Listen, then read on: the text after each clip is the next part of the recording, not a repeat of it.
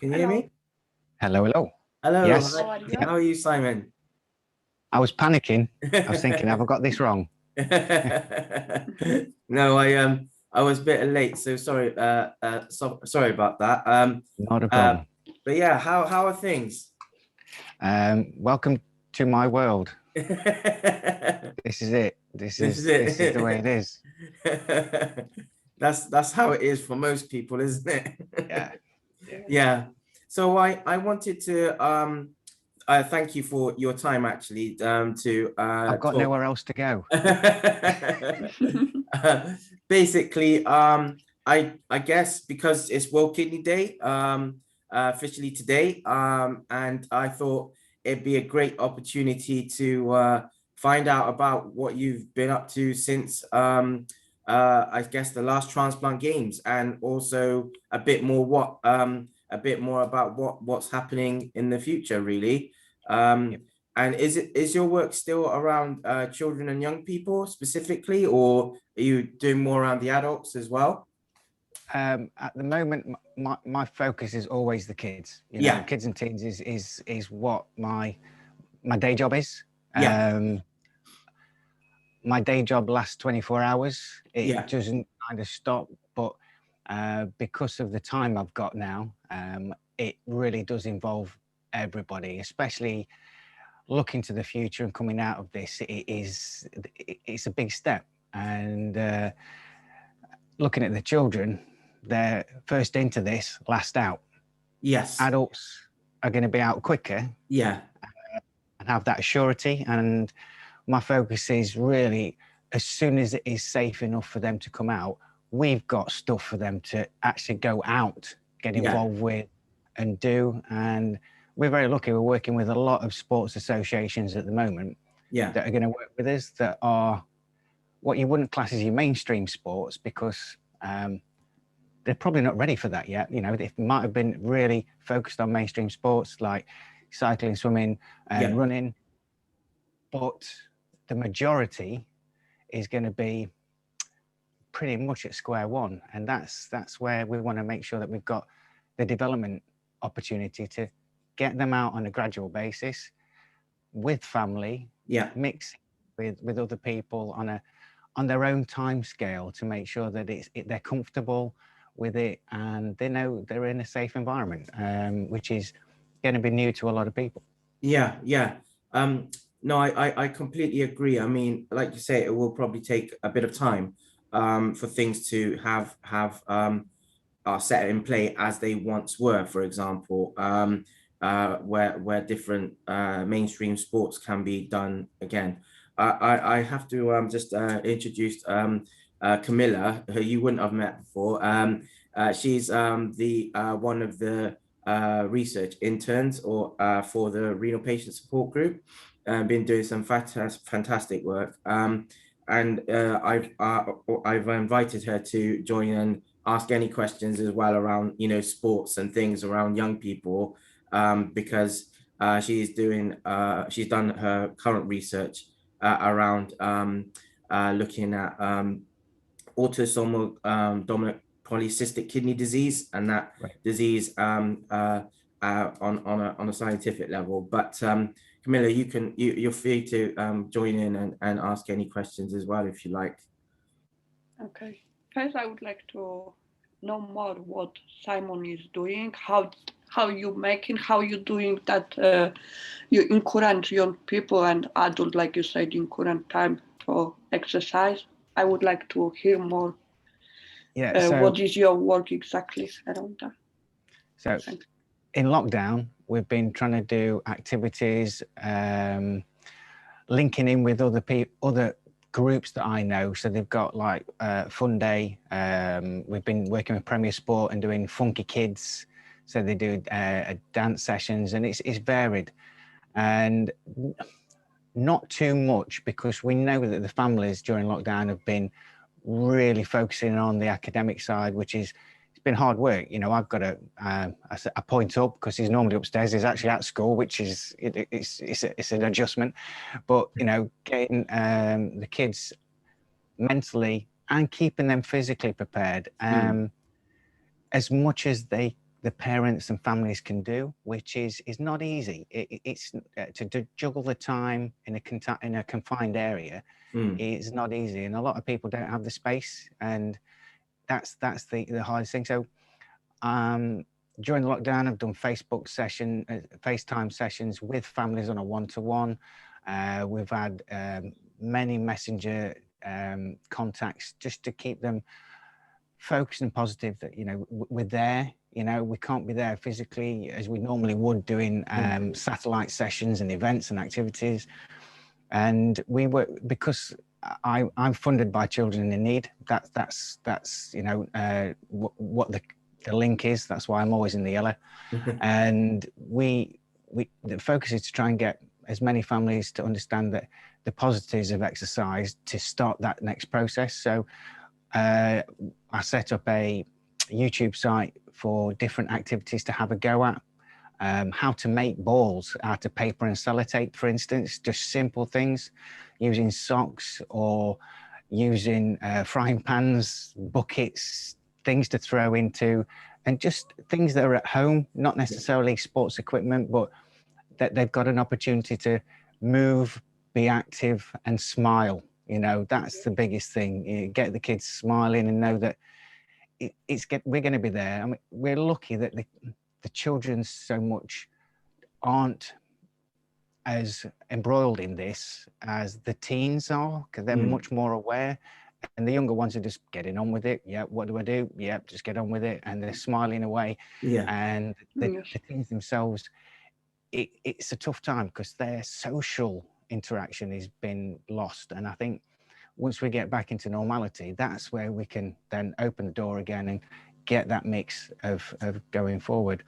In answer to the question of what we're focusing on going in out of lockdown, is we're working with Sport England, Petanque England, and the British Tenpin Bowling Association, and Table Tennis England, GB Archery, which are active but not intense. And you can take it at your own speed, your own time, and any age can take part, get involved. It is that simple. Just to offer that outlet, because primarily most of them are outside, and you can just get on with it and have a go, and making sure that the associations we're working with are prepared for us. Safeguarding is my absolute number one, and to make sure that the groups that we're working with are fully understanding of what our kids are, what they can do now, but what they can achieve. There is nothing that they can't do, and what they can't achieve in anything they want to get focused on. And it gives them the opportunity to try before you play. When it comes to the British Transplant Games, obviously put back to next year for Leeds. Okay. And that's the thing. Go and have a go, and then when you go to the British Games, you're comfortable, and it's not, well, I'm going to have a go at this and I'm a bit worried about it, and that nervous factor, that fear factor kicks in again. You're thinking, well, let's take that away. Let's just start you off on a local level, have some fun. And we do satellites event. I travel around all the UK normally and set up events and activities so the kids can just try and have a go. We do soft archery, we do done fencing, wall climbing, we work with basketball teams. We do so much with the kids to have a go, pick up a ball, pick up a racket, throw things, and just do what you'd love to do outside the house. Yeah, no, I really like that. I mean, I think the Transplant Games has been one of those places, those events or where, brings people together from obviously not just renal or kidney patients, but all organs, those who've had transplants. I wanted to ask, like, being World Kidney Day, I think the theme this year is around living well with kidney disease. That's the main theme. So the focus, I think, in the previous World Kidney Days, and obviously the link with this year, has been mainly about I guess, nutrition or diet and nutrition, and with what you encourage with you know, getting involved in sport, whether it's soft or other in other ways, would you encourage them to get understanding around that, or is that something that is mainly around, you know, their hospital teams, or how does that work? It because there's so many discrepancies within the individual child that Yeah, we promote drink as much fluid as you can to, Yeah. to ensure that your kidneys are working fine, and really understand different age groups as well is a big impact. And we work with children from the age of 5 up to 18, and when we have questions from families as much as the children when they come for the first time about, well, what's he need to drink, is he going to be doing too much? And because we're nervous, it's the first big step to go to one of our activities and take that plunge. And the bonuses for when we get together, all the families, we get regular families that come along, and the introduction of how we work, it's literally, we come in, we all sit down, all mix in, and I'll introduce new people to the existing families. And to be fair, they do my job. They will talk to them and tell them all about each other's families and how it's worked with kidneys, especially when it comes to nutrition and diet, because there's so many different needs. So they will say, well, this is what worked for my child. And it's experience, never advice. This is the biggest key, biggest thing I have an issue with, is especially when I will give experience of what's worked for me, and what's worked for a lot of the families that I've talked to that have got some complex needs. And if they do have more questions, and I'll just go, do you know what? I can't answer that. But I can tell you somebody that's gone through that experience to help you understand how it worked for their family and how they developed with it. And if it's something that's just, whoa, hang on a minute, please speak to your team dietitian, because that is really, too specific. And I think there's too many complications that can work the other way. And I'm my experience in the children's needs isn't as much, but when it comes to when we have groups of children that have got to 17, 18, and they're wanting to do more physical exercise, but there's still that fear factor of doing too much. It literally is, this now is the scariest time for me to work with children. Because their levels of fitness, health, mental and social is way down here. And it's now the time I've got to take a big step back to say, look, we're going to start from basics. We're going to do some activities.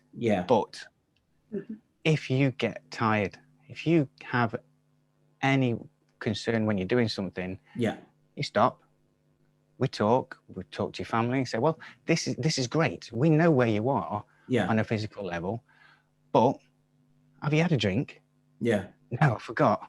And that's the biggest thing. The kids get too involved and they forget. We take breaks quite often to say, this is what you have to do when you're at school, when you're out, get this and get into this routine of having a drink. Hence, always got a bottle. And it's just, making it a normal pattern in the stuff that we do, so they learn from it and see the other kids doing it. Because a lot of the kids that come along are going, so I'm just going to get a drink, fine, crack on. And it's like, oh, I can do that. Yeah, you can, because it's so important to understand your own body. And it's that age. A lot of the kids I come across are way above their age now. It's not like it used to be. They're so switched on. There's so much understanding on their own illnesses that it's so inspiring that they are so advanced. And they will ask questions where years ago, the kids, I'm not going to go and ask about something that I don't know. And it's brilliant because they'll come and talk to you. And then the families go, what did he say? Well, he actually asked me about his own, what he needs to do to be like that kid over there, because he's doing so much and he wants to do what he's doing. And it's the inspiration of the other kids that really helps them develop and grow. And it's just, incredible. But to the question, we try to do what we can with experience, but never advice. Yeah, no, I Yes, get but- that. I wanted to also ask about so in it a lot of patients or young people with going through kidney disease. I suppose this is a bit of a sensitive question, but I'm sure with what you've been doing with your work generally, it kind of fits in.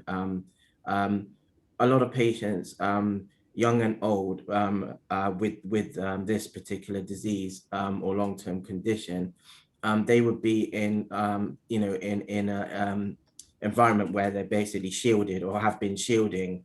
And I like that you highlighted the physical well-being or physical health and the mental health side of things. And basically with those two things, I mean, they work, both mind and body have to be kind of synchronized so that there's general well-being, I guess. And in these kinds of times, you've mentioned a few of the things they could do in their home environments, if when they are shielding. So with that in mind, I wanted to ask, like, do these patients and actually the parents as well, do they have a link to what you're doing, like online? Like, I know there's I mean, on social media, there's I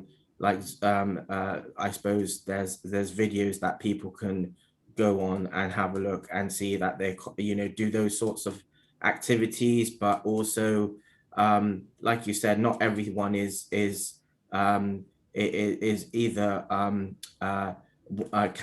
can do all those things, but also that like you said, people can get tired. Young people might get tired and they can't do it. But do you think that there is a sort of a need for sort of that to come out, that sort of understanding to come out in this kind of time, or have you been doing that a bit more? Well, we have a closed group Okay. for transplant children families, Okay. and that it is a closed group because it literally is, the questions are there, don't get me wrong, for people to join, and there are some unscrupulous people that do try and join, but the filtration and, how do I put it, my trolling of the people that want to come and join is extreme, because nobody gets through unless they are part of, and they want to be a part of what we do for the right reason. And there are open chats, people discuss things in the group and raise awareness, which is brilliant, because that, the children and the families are the whole purpose of what this group is. And because again, there's people who go, I know the answer to that. And some people fear, I mean, on again, kidney care group, great group, but it's kind of, I'm not quite sure if I should ask this question. And it's like with KDARS, with Christine, brilliant group, and there's so many questions that can be answered on the health and mental side. But with us, we try and encompass everything. And if there is a question there and it's not answered how I would say quick enough, I'll find out, and try and point them in the right direction, and post them in the place that they need to go to. They get the understanding from the groups that can really work with them and understand that. But this time is so important, because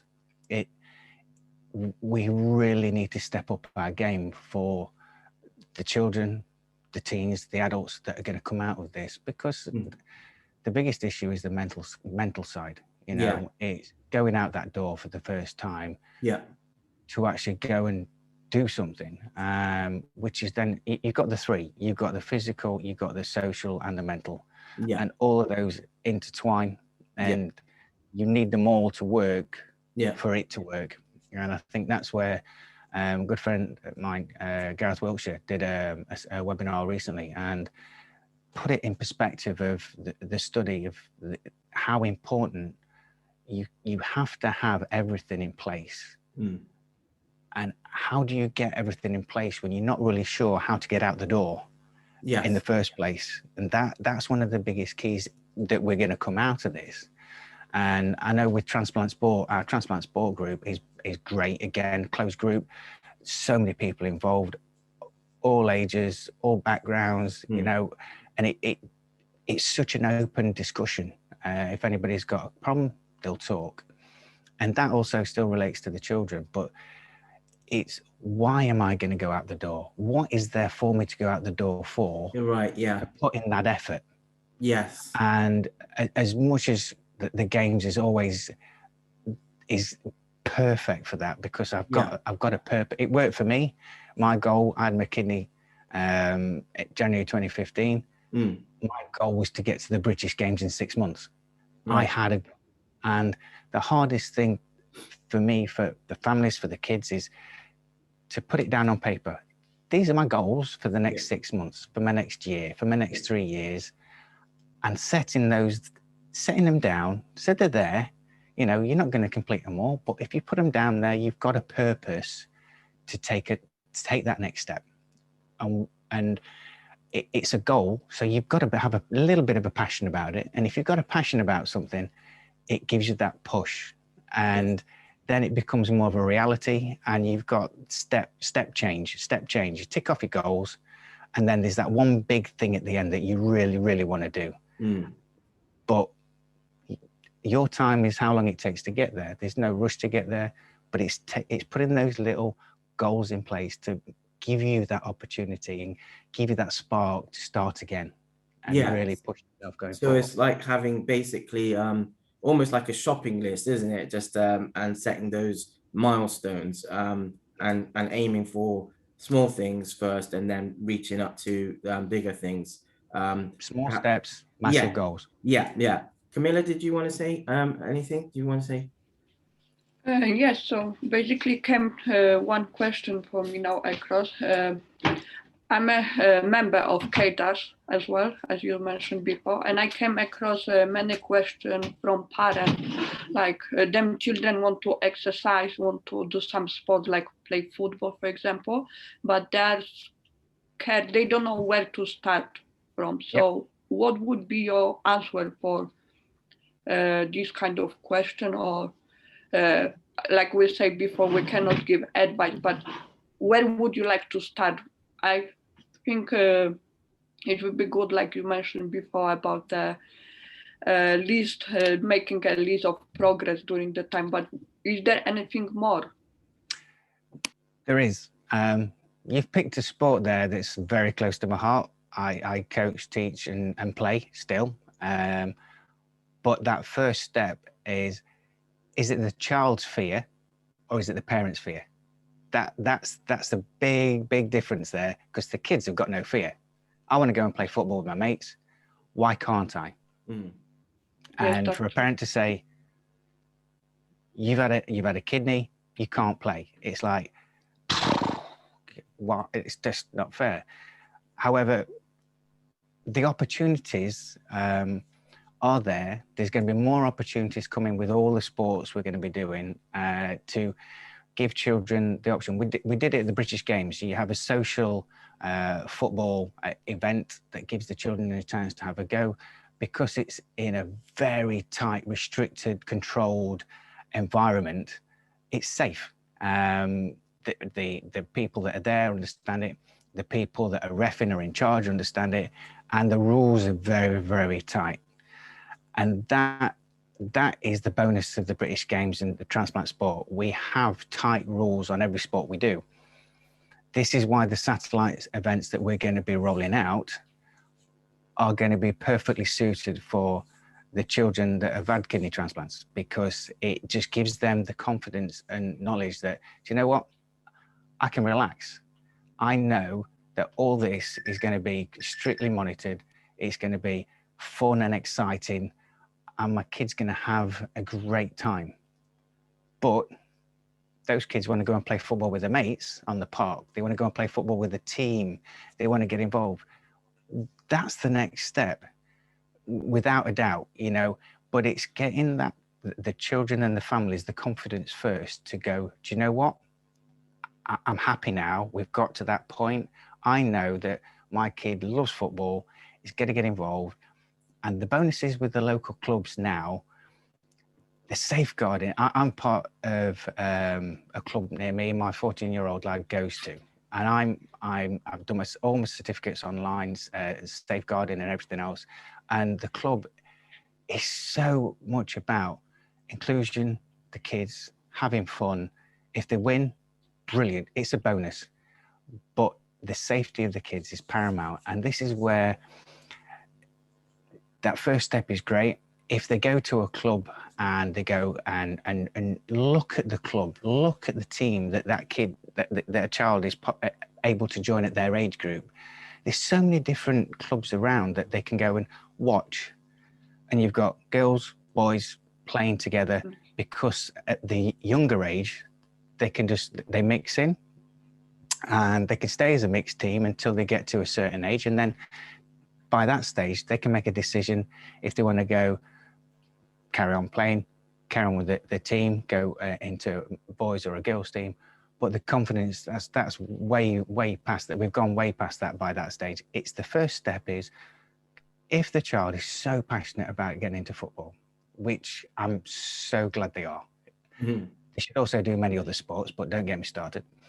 And go and have a look at the club. Go down to their training session when it starts. Talk to the other parents, because the parents will tell you, they won't tell you what you want to hear. They'll tell you the truth about the club and about everything else about it. And that's the first step. Don't play. Just go and see the kid's face watching the other kids play football, and the excitement and joy just from being there, and what the possibilities are. Because at the early age group, there's no slide tackling, there's no contact, there's definitely no heading, and it literally is a safe, fun environment. But the fear factor of a child getting hit in the kidney is incredible. Yeah. The true reality of getting hit in the kidney, if I told you I play volleyball and dive around on the floor, I'm a goalkeeper, I get hit all the time, I play out a goal and get shoved off the ball.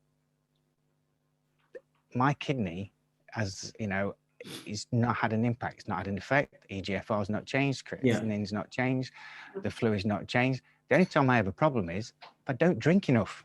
That is the biggest issue with any sport. Isn't really the impact, because the child knows, to be fair, that this bit down here need to keep safe. There is available padding that the kids can use, that is used for cricket anyway. So you just put a padding. If you're at that first stage, put a padding around it. Chances are they're not even going to get close to anybody to have an impact at that age group anyway, because it's just pass and move and smiling and running around a lot and just chasing the ball here, there and everywhere. Everybody follows the ball. There's not a lot of tackling, getting involved, but that's the first stage. Go to your local club and ask questions. Ask what you want to know, find out more. And if they do have any concerns, as I said to Christy, I'm here. Anything sport related, I do pretty much all the sports going, apart from swimming and cycling, because it's far too much effort and you have to drink far too much water. It literally is. There's options there. It's for anybody that wants to get involved or ask questions. That's what I'm here for. You know, it doesn't matter where they are, what they are. My phone, as my wife would tell you, is on 24 hours a day. And the other day I was talking to somebody at 3 o'clock in the morning because they're having a bad time. Because we all go through phases where it's, you know, you get rough, and it's got to be hard for parents of younger children, because they're going through it, they can't switch off, and there's so many questions going through their head. And if we can get rid of one question, it helps them. We'll get some more, they'll think about something else, but at that point, anything sport related, that's what I'm here for. That's brilliant. Thank you. I wanted to ask one final question, and then we'll leave it. Basically, again, living well with kidney disease is the main theme this year. Uh, being healthy as possible is one of, I guess, one of the things that comes with that. Sports definitely should be encouraged in its own right. Though patients and even carers and parents, they're restricted and there's frustration. These kinds of things are play some sort of cause on health and well-being. So my final question really is, what would your take-home message be like for everyone around living well with kidney disease, and based on your efforts, because you do a lot around sports and you're always available, as you've mentioned, and that's really encouraging. And what would your sort of take-home be for everyone for this year, World Kidney Day? This year is, let's look to the future. The future is amazing. You know, if you've had a transplant and you've had that gift, look at what you want to do. Look at what you want to get involved with. If it's sport, brilliant. Get involved. Look at what activities you've never done before or would like to try, just to give it a go and go, do you know what? These are the things I want to do. And you know, I'm gonna, as soon as I get out of this, I'm going to do it. But before I get out of this, I'm going to find out where my local clubs are, where people go that have done this, that I know that are on Facebook or on different groups, and I'm going to ask them about it. I'm going to get in touch with those clubs and those groups or those venues or whatever it is and go, what do I need to do to come and have a go? Yeah. And the answer will be nothing. Get down here, look at what we do, we'll introduce you to people and we'll put a smile on your face, because just getting out there and being with people that love a sport that you want to try, you're going to get hooked. And if you've got a hook on something you've got a passion about, you're set, because the body will love it. You know, you're out, you're socializing, your mental state is going to be so much improved, and it gives you I tingle thinking about it, because I remember the first day I went to a bowling alley and went, I'm going to have a go at this. You know, I've been bowling, don't get me wrong, but I'm going to do this. I'm going to get involved. I went to an archery club and they went, brilliant. Have you done it before? No, it doesn't matter. We've got bows, we've got arrows. We're going to make sure you're safe. We're going to do it. We're going to have fun, even lawn bowls. You know, there's a club near you. That's the pun. Petanque. Yeah. We're working with Petanque, and they've opened their arms. They want people to come along and just have a go. They want kids from 8 years old upwards, because they want to develop the youth team. They want to get youth into it, and it's just such an opportunity. All sports around the country now understand they've got to do more. They've got to encourage more. They've got to get more people, because everybody's membership is stopped for a year. Yeah. So they want people to join and come back into it and have some fun. And that's the thing. Look at what you want to do. Don't limit to one thing. Put a list of things and go and try them all. That's what you're going forward. Try as many things as you can. Make sure you're safe. Make sure you've got lots of water with you. And just enjoy life, because we've had it such a tough time so far. Now's the time to go out and just say, I've never done that before. I've missed it. I'm going to do it.